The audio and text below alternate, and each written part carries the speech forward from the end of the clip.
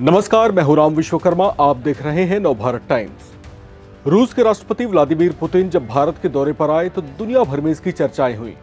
भारत के साथ रूस के मजबूत होते संबंधों पर अलग अलग तरह की प्रतिक्रियाएं भी आईं। किसी ने इस बात की सराहना की तो कुछ देशों ने अपनी समझ और अपने नजरिए से आलोचना भी की होगी। लेकिन पाकिस्तान तीसरी श्रेणी वाला ऐसा देश निकला जिसके सीने पर पुतिन के भारत दौरे से साफ साल उठ गया। पाकिस्तानी नेताओं से लेकर पाकिस्तानी मीडिया तक में यह शोर मचने लग गया कि पुतिन कभी पाकिस्तान क्यों नहीं आते। आखिर क्यों पुतिन पाकिस्तान आने से कतराते हैं और दूरी बनाए रहते हैं।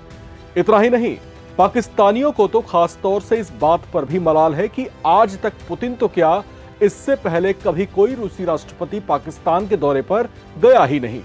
इस पर पाकिस्तान की ही तेज तर्रार एक्सपर्ट और पत्रकार आरजू काज़मी ने तीखी प्रतिक्रिया दी है। उन्होंने पाकिस्तान के हालात और पाकिस्तानी सरकार की हालत की आलोचना करते हुए कहा कि पुतिन को पाकिस्तान आकर कोई अपनी जेब थोड़ी कटवानी है। आरजू काज़मी ने यह टिप्पणी पाकिस्तान की उस फितरत को देखते हुए कहा जिसमें वो अक्सर दुनिया के ताकतवर मुल्कों से लोन मांगने के लिए खड़ा दिखाई देता है।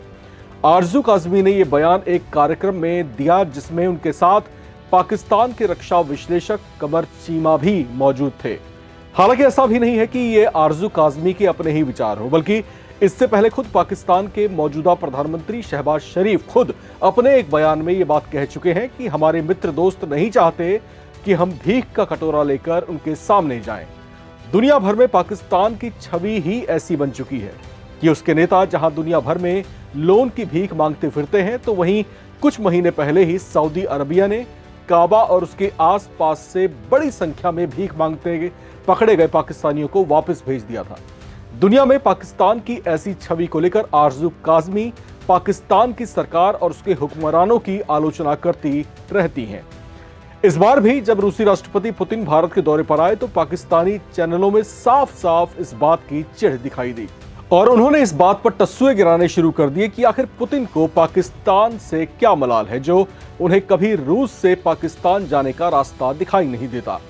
अब पाकिस्तान को यह समझाए कौन कि भाई पाकिस्तान दुनिया में अपनी ऐसी छवि बना चुका है जो उसके साथ उठने बैठने में भी जो है दुनिया के जो बड़े नेता हैं, शीर्ष नेता हैं, वो परहेज करते हैं। आपने कई बार ये चीज़ें देखी और महसूस भी की होंगी कि जब भी किसी अंतर्राष्ट्रीय समिट में पाकिस्तान के नेता पहुंचते हैं तो कतार में खड़े दुनिया भर के ताकतवर मुल्कों के जो नेता हैं वो अपना चेहरा या तो फेर लिया करते हैं या फिर नज़रअंदाज उनको किया करते हैं। तो ये चीज़ें किसी से छिपी और ढकी तो है नहीं।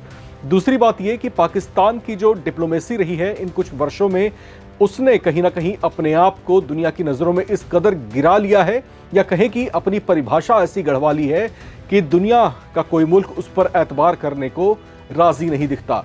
बात अगर हम अमेरिका की ही करें जिसके साथ में उसने अपनी दोस्ती को मजबूत करना अब शुरू कर दिया है, लेकिन किस शर्त पर किया है, उसने चीन के साथ में बैर मोल लेना शुरू कर दिया है। पाकिस्तान जानता है कि चीन के साथ में इस समय अमेरिका का 36 का आंकड़ा चल रहा है और ये वही चीन है जिसने CPEC प्रोजेक्ट के तहत पाकिस्तान में बड़ा इन्वेस्टमेंट किया हुआ है और ये वही शहबाज शरीफ है जो चीन को अपना परम मित्र बताते नहीं थकते थे। लेकिन जब हालात बदले तो फिर जो असीम मुनीर है पाकिस्तानी सेना के जनरल, वो जाकर के बैठ गए अमेरिका की गोद में और फिर शहबाज शरीफ का झुकाव भी अमेरिका की तरफ बढ़ गया, ये जानते समझते हुए भी कि ऐसा करना चीन के साथ उनकी मित्रता को हाशिए पर ला सकता है।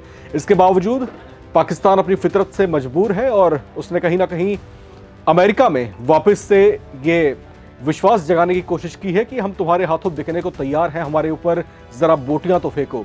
तो खैर यहाँ पर आप देख ही सकते हैं कि अभी जो हालात इस समय बने हुए हैं और ख़ास तौर से अफगानिस्तान का जिक्र यहाँ पर इसलिए भी करना बनता है क्योंकि पाकिस्तान की जो बगराम एयरपोर्ट है उसके ऊपर अमेरिका की नज़रें हैं और शायद इसी वजह से पाकिस्तान जो है अफगानिस्तान में जो है हमले भी कर रहा है, उसको प्रोवोक करने की कोशिश कर रहा है, शायद डोनाल्ड ट्रंप को खुश करने के लिए कि देखो आका, हम जो है किस तरीके से अफगानिस्तान को घेर रहे हैं, हम किस तरीके से उस पर हमले कर रहे हैं, जाओ तुम बगराम एयरपोर्ट पर कब्जा आप कर लो क्योंकि हम इसको यहाँ पर डिस्ट्रैक्ट कर रहे हैं।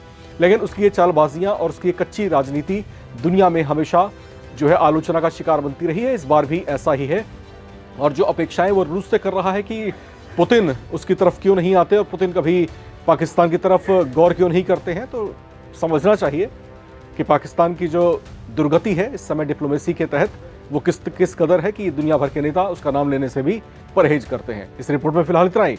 बाकी अपडेट्स के लिए आप बने रहें, देखते रहें नवभारत टाइम्स।